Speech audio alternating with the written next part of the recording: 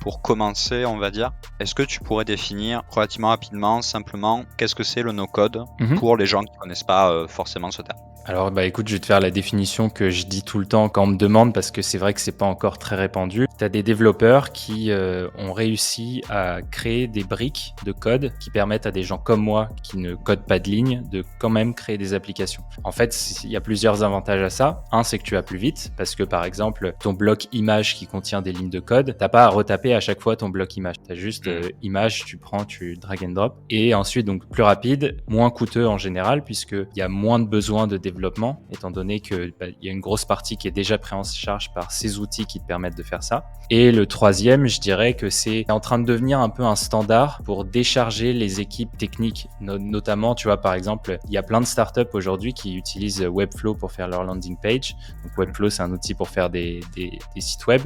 Ouais, celui En avec fait, lequel tu as fait ta liste, c'est ça?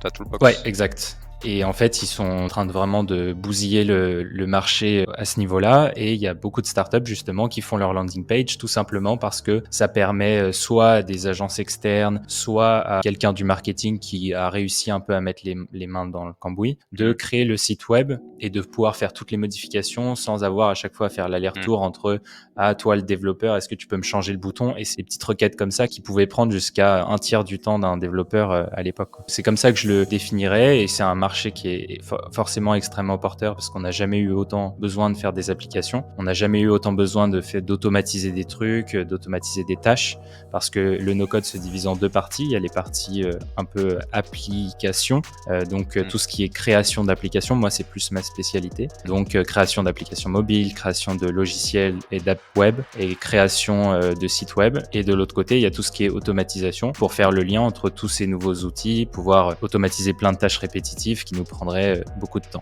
Mmh. Voilà ma définition.